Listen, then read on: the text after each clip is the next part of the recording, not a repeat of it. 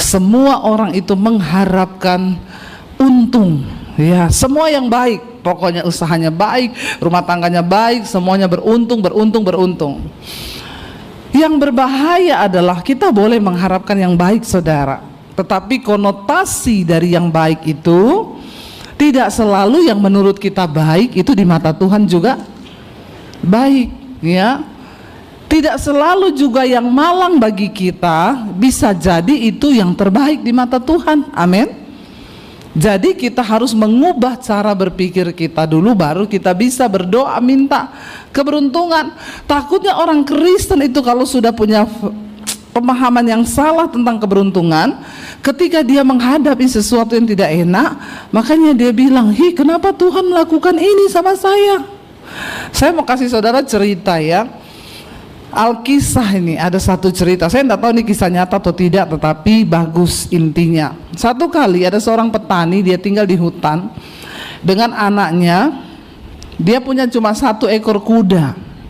1 tok itu untuk mereka bekerja mencari nafkah. Satu kali kudanya ini lepas dari kandang, pergi dan hilang. Menurut saudara itu malang atau mujur? Malang. Akhirnya saudara, semua tetangganya datang mengucapkan turut bersedih karena kemalangan yang dialami oleh Pak Petani ini. "Maaf Pak Petani, kami datang ke sini mengucapkan turut bersedih karena kuda satu-satunya yang kau punya itu sudah hilang." Lalu petaninya bilang, "Tunggu dulu, ini bukan berarti kemalangan. Siapa tahu ini menjadi keberuntungan." Lalu mereka bilang, "Ya enggak mungkin lah, orang kuda satu-satunya hilang pasti kemalangan."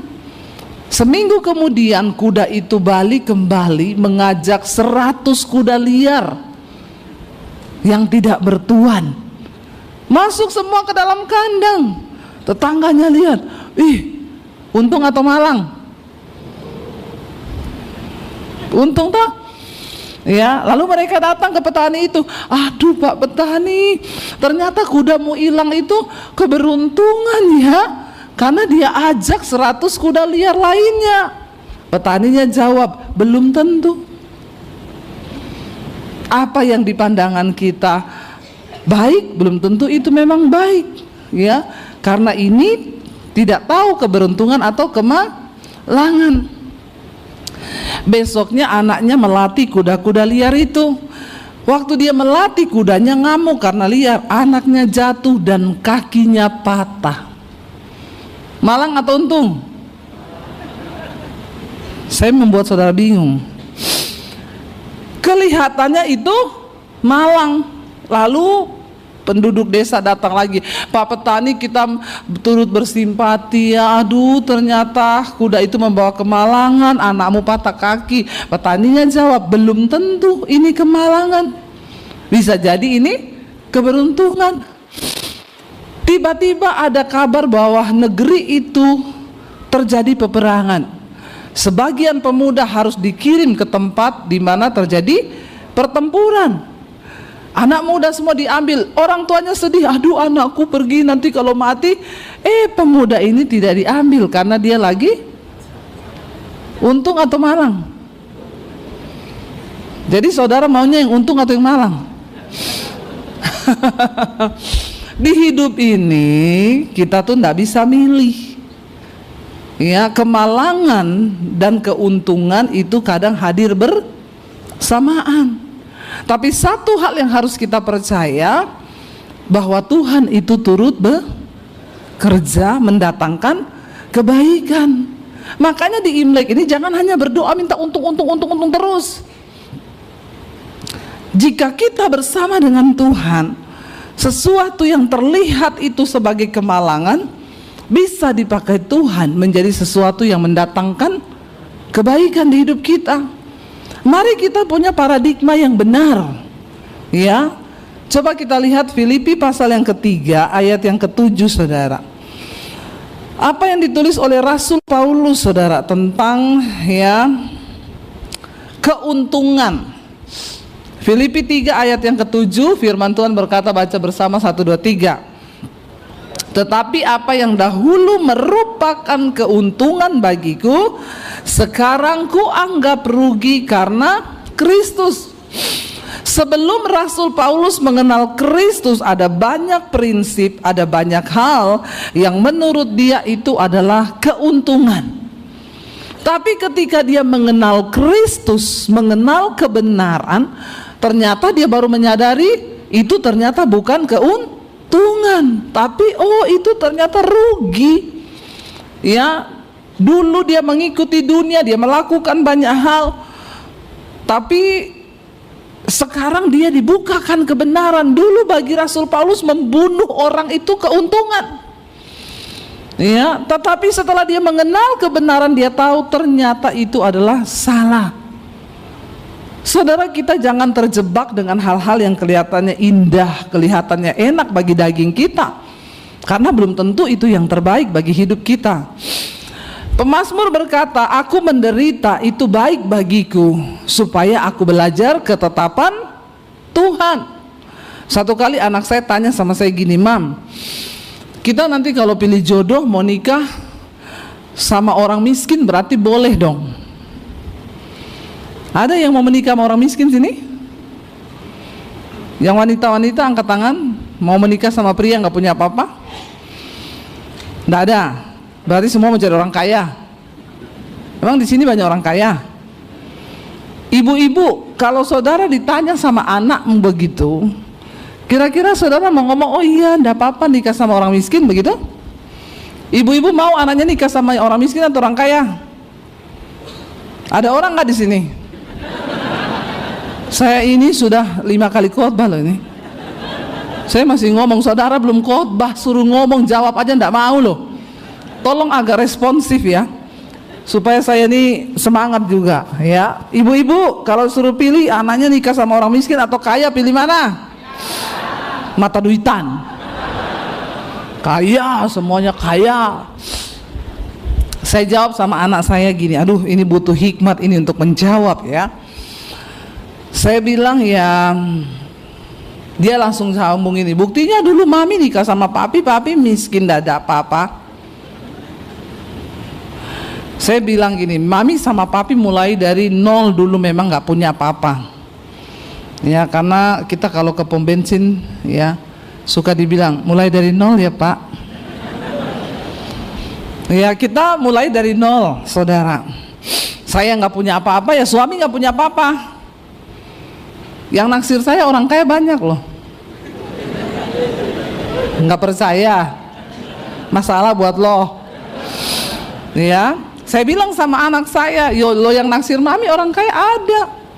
Tapi kenapa memang papimu tuh dulu ndak ada apa-apa, cuma naik motor. Tapi ada satu hal yang membuat mami memilih papimu. Kenapa? Ada sesuatu yang berharga di hidupnya. Dia takut akan Tuhan. Papimu itu menghormati Tuhan. Dan mami itu tahu firman Tuhan. Orang yang hidup menghormati Tuhan pasti akan amin. Ya. Oh gitu ya mami ya. Nggak apa-apa kamu menikah sama orang yang gak punya apa-apa, yang miskin, tapi dia takut Tuhan. Terus anak saya tanya, ya tapi kan mami nikah sama papi nggak langsung kaya toh, nggak langsung diberkati toh, belum jadi YouTuber. Saya bilang, yo iya enggak, kita menderita hidup melayani Tuhan puluhan tahun menderita, nggak punya uang, pernah terjebak utang, rumah mau ditarik karena nggak bisa bayar. Terus anak saya bilang, lah kalau kayak gitu gimana? Nah itu konsekuensi. Kalau kamu mau nikah sama pria yang gak punya uang, mami mau tanya sama kamu siap gak menderita? Halo wanita-wanita. Ya kalau jatuh cinta jangan bilang cinta itu buta, cinta itu melek. Amin. Kalau udah nikah baru buta kau, sudah gak bisa buat apa-apa. Ya jangan bilang ya saya jatuh cinta itu segalanya, saya cinta sama dia. Kalau udah nikah kawin ndak bisa makan cinta. Emang kamu pikir kamu lapar terus dibelai sama pacarmu, sayang kenyang, Terus kamu kenyang gitu, pret banget. Kalau tidak siap menderita, dipikir lagi supaya tidak banyak angka perceraian yang terjadi. Saya bilang sama anak saya, Mami dulu nikah sama papi, Mami sudah tahu konsekuensinya apa. Mami siap menderita. Ya, ke pasar naik motor, kadang jalan kaki, duit pas-pasan. Mami tahu itu konsekuensinya. Tapi kita takut Tuhan, kita hidup mengandalkan Tuhan. Ya, makanya laki-laki kalau mau nikah cari istri yang gagah perkasa. Seperti saya. Bisa angkat galon, bisa ganti gas, kesetrum tidak mati. Itu saya banget. Gagah perkasa, suruh apa aja bisa saya, dorong motor bisa. Hamil 9 bulan masih naik motor pergi pelayanan sendiri. Suami pelayanan, saya juga pelayanan naik motor sampai keluar kota, bawa motor sendiri. Punya anak 3, bonceng 3, ya. Wanita gagah perkasa. Kalau kau tidak punya yang begitu, jangan coba-coba. Saya bilang sama anak saya, kalau kamu memilih pria yang seperti itu, kamu harus siap. Nggak ada salon-salonan, nggak ada pedicure, manicure. Ya, anak saya langsung ini, waduh. Ya, karena semua yang kelihatannya di depan itu sial, bahkan kutuk, itu bisa diubah Tuhan menjadi berkat. Ya, jangan mau yang enak dulu. Saya dengan suami dulu kami perjuangan. Makanya anak-anak saya sekarang yang paling kecil itu SMA kelas 3, Mam, masa aku sekolah naik ojek terus?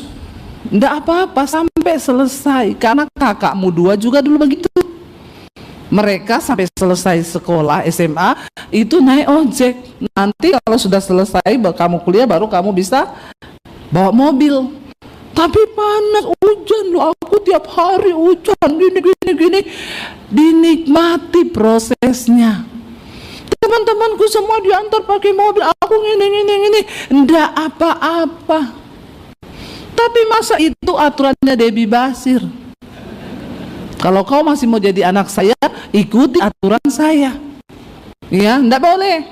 Ya, kadang naik ojek jaketnya bau. Iya, memang musim hujan.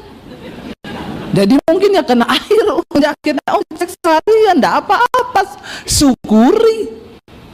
Ya, dia kadang pulang sekolah nyuci baju sendiri. Anak saya karena nggak ada pembantu yang cuciin, yang nyetrikain. Nyetrika baju sendiri, cuci baju sendiri. Tidak apa-apa saudara, saya melatih mereka terbiasa menderita. Jangan kau pikir semua yang baik, semua yang untung itu pokoknya semua enak-enak. Tuhan tidak seperti itu.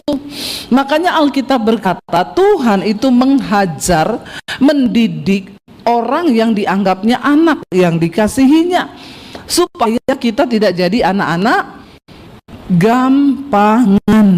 Amin. Tapi orang Kristen maunya semua yang enak, pengen punya mantu orang kaya, ya. Tapi kita nggak perlengkapi anak kita dengan nilai-nilai kebenaran. Lalu kita tantang dia, kamu nggak boleh menikah itu naik motor, ya. Saya bilang sama anak saya, ya kamu harus bersedia menderita. Makanya diperlukan iman. Ya, ada anak muda sekarang, kalau aku sih pilih yang kaya aja Bu, biar nggak takut Tuhan. Soalnya aku pikir ya, daripada aku nangis di atas angkot, mending nangis di atas Mercy. Ngapain lu di atas Mercy nangis? Ya, makanya pilih yang takut akan Tuhan. Ya, jangan anti dengan sesuatu yang kelihatannya berat dan tidak enak gitu loh. Karena itulah proses saudara. Ya, semua orang itu pengen yang enak, pengen yang baik, padahal yang baik itu pun melewati proses. Rasul Paulus berkata, apa yang dulu merupakan keuntungan bagiku sekarang kuanggap rugi. Ayat yang ke-8, malahan apa? Segala sesuatu kuanggap rugi. Karena apa? Pengenalan akan Yesus Kristus Tuhanku lebih mulia daripada semuanya itu. Oleh karena Dialah aku telah melepaskan semuanya itu dan menganggapnya sampah supaya aku memperoleh Kristus. Apa yang menguntungkan di hidup kita hari ini? Mengenal Kristus. dan kebenarannya. Itu lebih berharga daripada harta, saudara. Mengenal Kristus dan kebenarannya itu adalah kekayaan terbesar. Sebab apa? Waktu engkau mengenal Kristus, engkau punya firman. Firman yang engkau miliki ini sanggup menciptakan yang tidak ada menjadi ada. Hanya orang yang mengerti kebenaran yang akan tahu hal ini, saudara. Kenapa kita perlu punya firman? Karena firman itu berkuasa. Firman itu loh dikatakan, Tuhan berkata, Dia akan melakukan semua yang Allah suruhkan kepadanya. Penting bagi kita memiliki firman di hidup kita. Itu sama artinya dengan kita memperoleh keuntungan. Ya, jadi jangan main-main, saudara, dengan firman Tuhan. Jangan kau tukarkan firman dan imanmu hanya karena harta, menderita hidupmu.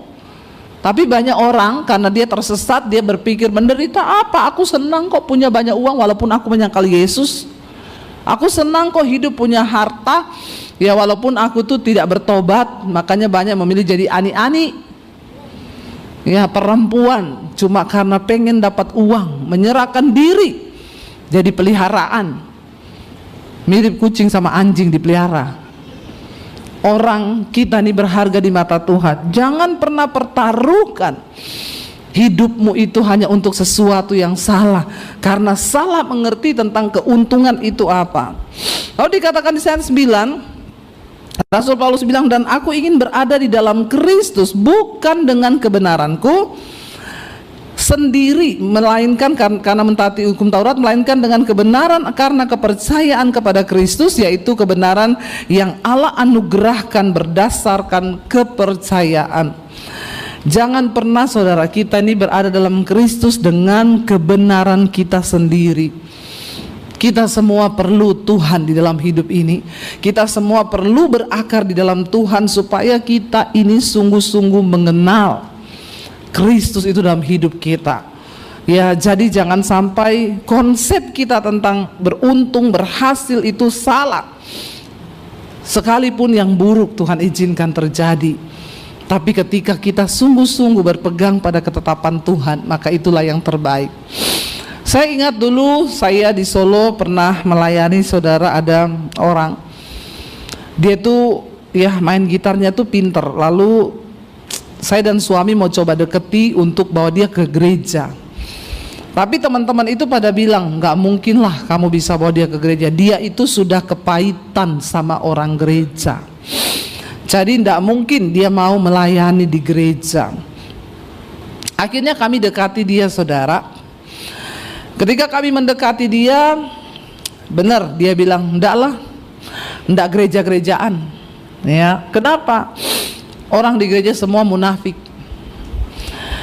Karena itulah, saudara, kenapa banyak orang kecewa? Sebab kita ini punya ekspektasi itu melampaui batas. Kita ke gereja ingin dihargai, kita ke gereja ingin dihormati. Ketika kita ketemu orang tidak menghargai kita, terus kita kepahitan, kita marah. Ya, lama-lama kita yang sakit jiwa kayaknya ya. Lalu saya bilang, oh ya udah, ya, tapi kamu harus kembali melayani Tuhan loh. Enggak, terima kasih. Tapi kami selalu datang ke tokonya. Dia dulu jualan handphone, saudara. Tiap hari kami datang dengan suami, ngobrol dengan dia, ya. Lalu satu saat dia bilang begini, Mbak, saya punya rumah itu ada setan. Nah ini beneran ini, ya. Jadi Tuhan itu turut bekerja kan dalam segala perkara. Rumah saya itu ada setan. Taunya dari mana? Anak saya, ada satu ruangan di rumah saya itu yang tidak boleh dibuka pintunya sama yang punya rumah. Waktu kami sewa udah dibilang, ruangan itu tolong jangan dibuka-buka ya. Ada apa di situ? Ya pokoknya tidak boleh dibuka. Anaknya tiap lewat di ruangan itu ketakutan, teriak-teriak, tunjuk-tunjuk, setan. Setelah itu sakit, demam, panas, dibawalah ke dokter. Begitu terus ya. Lalu dia cerita ke saya bilang, oh, setan itu hanya bisa diusir dengan kuasa Tuhan, ya, bukan pakai baju merah ya, dengan kuasa Tuhan. Lalu kita datang, lah terus gimana? Ayo kita persekutuan di rumahmu. Kalau di rumah itu ada doa, pujian, penyembahan, setan tuh tidak betah tinggal di rumah. Jangan taruh kain merah, ya jangan taruh kertas merah. Kalau di rumah itu tidak ada firman, pujian, penyembahan, nggak ada orang benar, ya setan datang. Oke lah, kami tiap seminggu sekali persekutuan di rumahnya. Puji Tuhan, dia bilang, sekarang anak saya nggak pernah nangis-nangis lagi, nggak pernah lihat setan lagi, bahkan nggak pernah sakit. Dia ini perokok berat, saudara. Saya kadang ngomong, itu rokokmu dibuang, itu juga setan itu. Siapa bilang lo setan merokok kok setan? Ada yang merokok di sini? Nggak usah angkat tangan. Ya, saya bilang tubuhmu itu bait Allah. Kenapa kamu rusak, kamu racuni dengan rokok? Tapi dia nggak mau denger. Satu kali dia bilang dia lagi tidur, dibangunkan tengah malam. Waktu dia bangun tengah malam, tiba-tiba dia disuruh buka Alkitab. Begitu dia buka Alkitab, langsung dapat Roma 12, tubuhmu itu adalah bait Allah, bait Roh Kudus. Barang siapa membinasakan bait Allah, maka Allah akan membinasakan dia. Takut dia. Aduh, saat itu juga dia berhenti rokok. Tuhan mengubahkan saudara, benar-benar berhenti. Lalu dia mulai terbuka. Kebenaran mengubahkan seseorang, amin. Dia mulai terbuka dengan kami. Lalu satu saat dia bilang gini, Bu, saya ini kan penjual handphone, laptop, tab, semua dia jual. Saya mau cerita nih ya, rumahku itu kan dekat terminal. Setiap kali ada bus masuk dari luar kota, ada orang datang ke sini bawa satu karung barang, handphone, laptop, itu barang curian. Mau nggak beli? Kadang 10 juta aja, 5 juta aja, udah nggak dibuka, udah nggak dilihat. Dia bayar, dan dari hasil itu dia mendapatkan banyak keuntungan. Menurut saudara itu untung atau sial? Ayo, dapat banyak duit loh. Untung atau malang? Beneran. Ya, dapat banyak uang loh. Untung atau malang? Puji Tuhan, jemaat GSJS sudah dibukakan paradigmanya. Tapi bagi dia dulu itu keuntungan, dan dia terus melakukan itu. Ini loh yang saya maksud, saudara. Kalau orang tidak mengerti kebenaran, bagi dia itu keuntungan.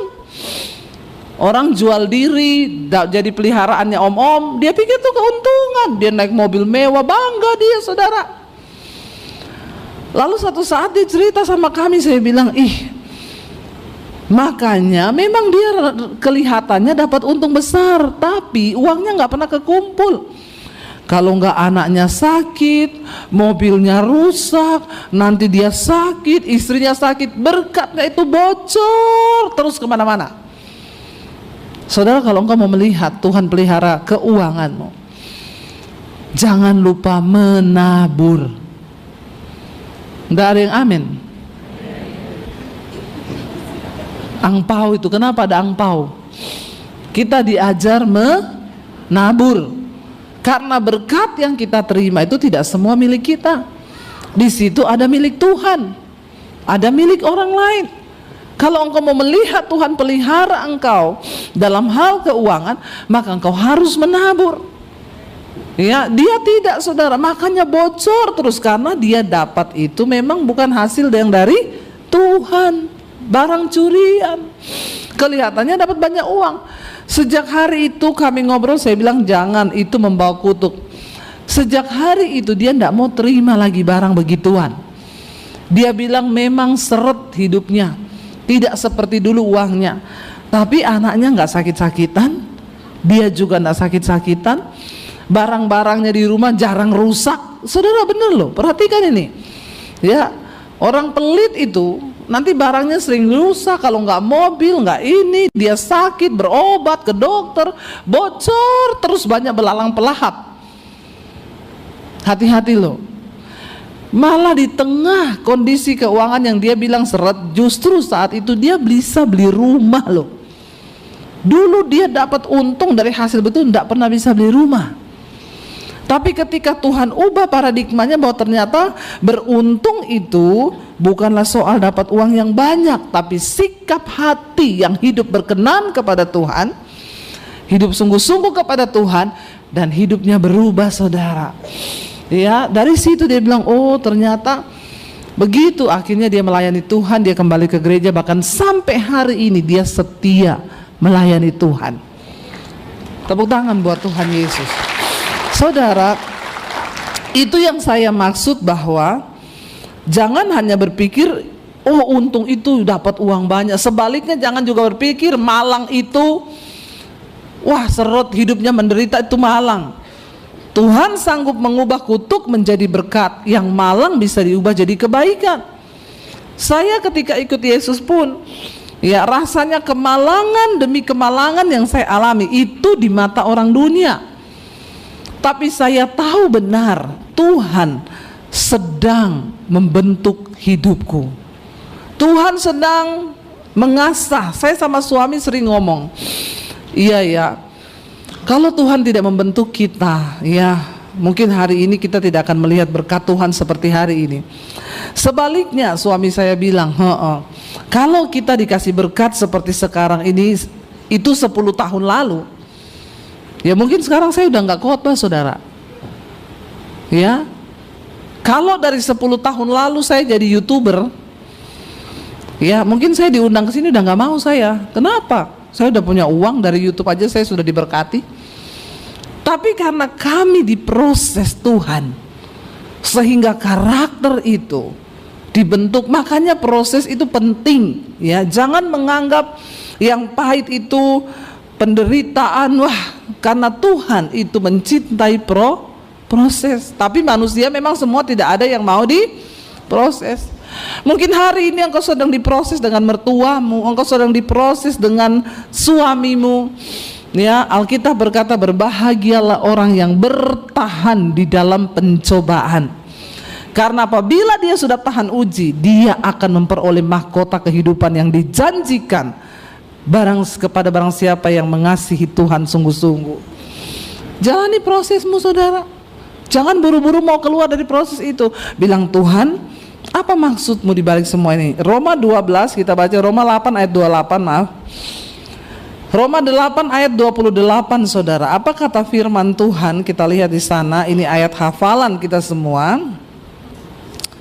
Roma 8 ayat 28. Firman Tuhan berkata di sana, 1, 2, 3. Kita tahu apa? Sekarang bahwa Allah turut bekerja dalam segala sesuatu untuk mendatangkan kebaikan bagi mereka yang mengasihi Dia, yaitu bagi mereka yang terpanggil sesuai dengan rencana Allah.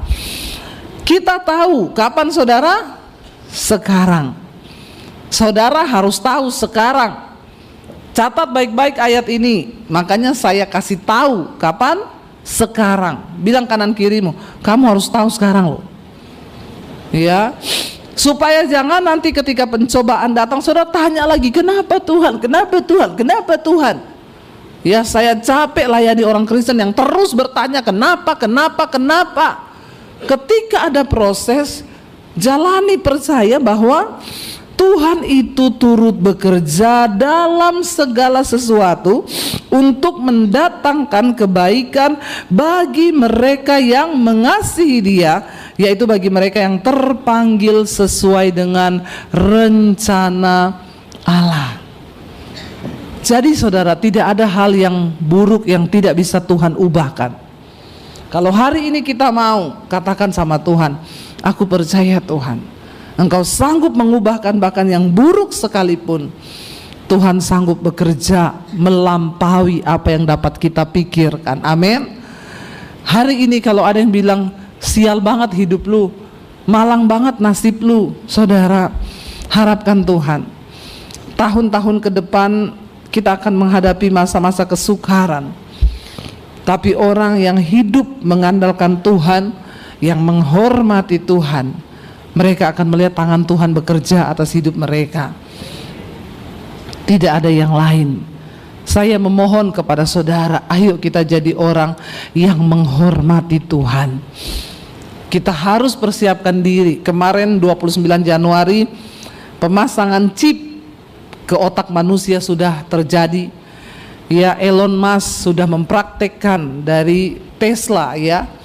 Sudah dicoba pemasangan chip dan berhasil. Kalau itu terjadi, saudara tahu apa ke depan ini? Ya, kita tahu bersama masa antikris ada di depan mata kita.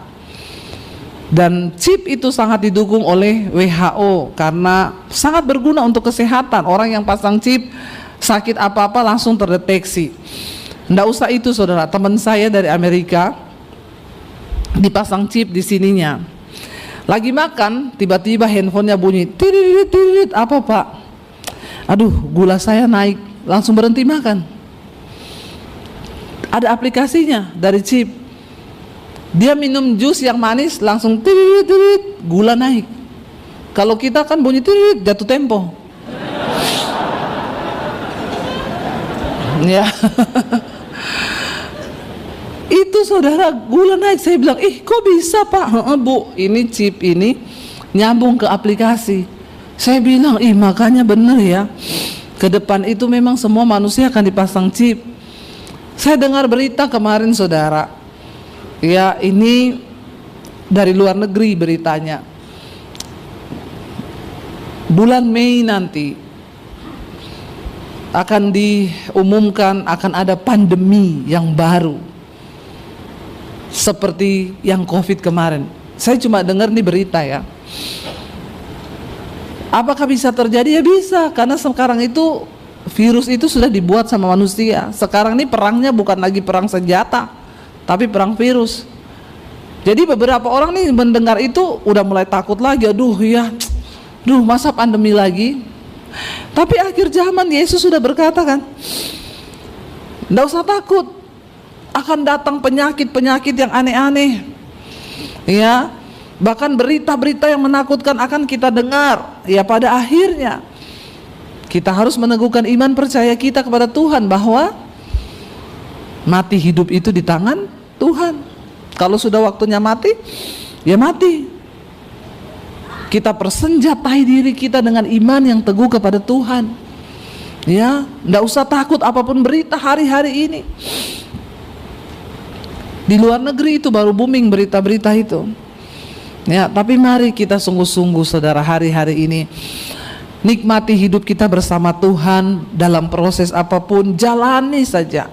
Saya undang para imam musik maju ke depan. Kenapa saudara? Karena semua yang terjadi di hidup kita, baik, buruk, enak, tidak enak, itu adalah bagian dari proses Tuhan untuk mendewasakan iman percaya kita kepada Tuhan. Amin. Biar kita mau terus berkata kepada Tuhan, Tuhan kami percaya satu-satunya yang kami andalkan itu hanya Tuhan di hidup kami. Mari kita bangkit berdiri bersama.